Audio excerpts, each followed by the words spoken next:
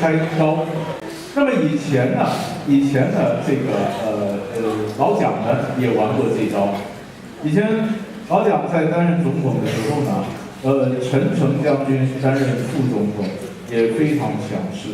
以前有位置出缺呢，老蒋想用张三，但是他晓得副总统陈诚呢不喜欢张三，硬把张三塞下去会把这个关系搞坏，所以他说我们用李四吧。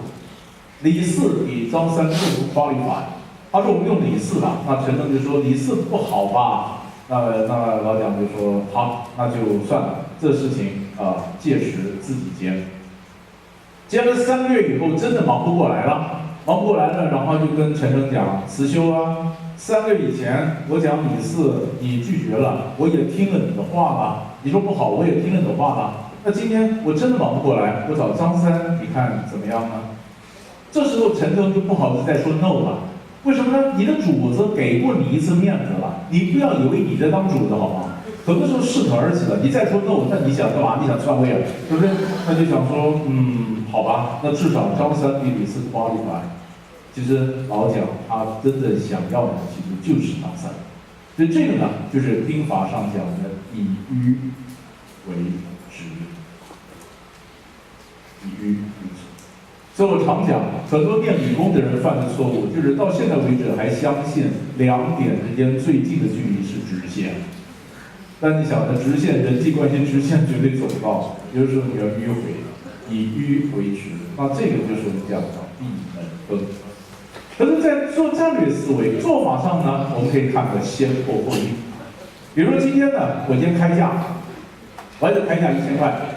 1000块一下子，那么一下子，我这以前开1000，下午涨到1500块，我一下涨到1500块，你气死了，你气死了，你说对吧？我说王先生，你的反应我完全理解。今天早上出门有个老板报告，说一下咱涨50%，你们都气死了。老板说没有办法，国际原料价格上涨，石油价格不断的翻身啊，我们非涨不可。那您的反应我完全理解。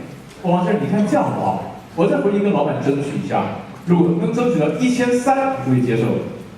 好，那试试看吧。所以我就跳到1300。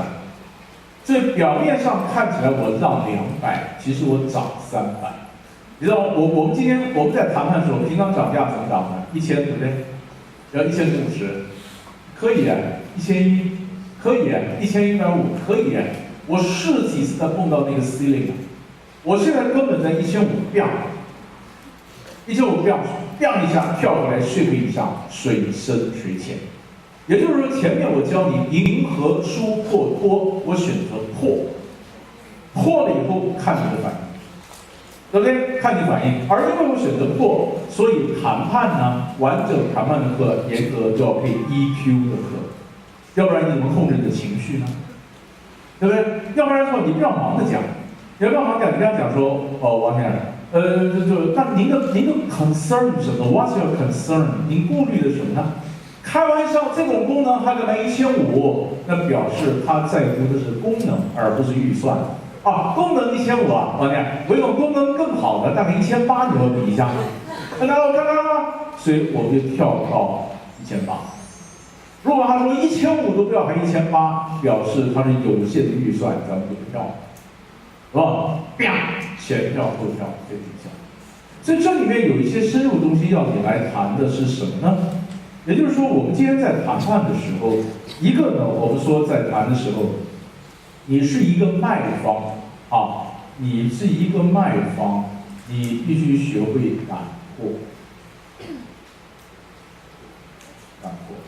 那如果说你是一个买方，你要小心陷阱，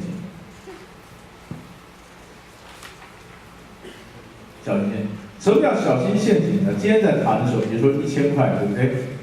我现在一下涨到1500块，对不对？然后1800，对不对？我想说，王先生，如果我是您的话啊，如果我是您的话，既然都已经花1500了，啊。不如再加300，买个1800的，对不对？3年都不必换机种，巴拉巴拉巴拉。哎，你想有道理啊，有道理啊，再加300，就等你买单的时候，你发现你手加300，你是加800，人家就是拿1500垫一下往下走，让你觉得好像你出的比较少。懂吗？那中间的真正的陷阱在哪2个字呢？既然。什么既然？我都没答应1500，哪来的既然？垫一下，江湖蛮险恶。好，所以在这里面我们再看，那第二个呢，提出我认为他会接受软出牌，软出牌那怎么软？那我怎么知道他会接受呢？啊，一种方法用不同的方案去测试，我测测他会不会接受。谈判是怎么？谈判理论上谈判应该这样：我丢一张牌出来，对不对？他如果能接受 ，OK； 他不能接受，他又丢一张牌出来，对不对？我能接受 ，OK； 我不能接受，我又丢一张牌出来，对不对？如此 over and over again。可是有的时候谈判会发生这种情况，就是我丢一张牌出来，他没反应；我一丢第2张牌，他又没反应；我一丢第3张牌，人问我说：“老师，都是我们在出牌。”好不好？我们说那要看是直的还是横的，直的不行，横的可以。什么叫直的呢？比如说我说100块，对不对？没反应，没反应也没走，想要嫌贵噻。好，90可以吧？啊不行啊，85可以吧？大哥85可以吧？你如果是这样子的话，你根本没有谈判，你知道吗 ？You negotiate with yourself， 你自己跟自己谈判，你知道吗？那真正是横的可以，比如说我今天出了3个案子，我丢了3个案子，我跟你讲，王先生，我知道这3个 A、B、C 3个案子，它代表3个不同的方向，我知道距离理想都还有点差距，但你能告诉我哪一种组合你比较能接受？他说 A 还像个人话，那我们就 A1、A2， 顺着 A 的这个思路，这个脉络往下走 ，A 还像个人话。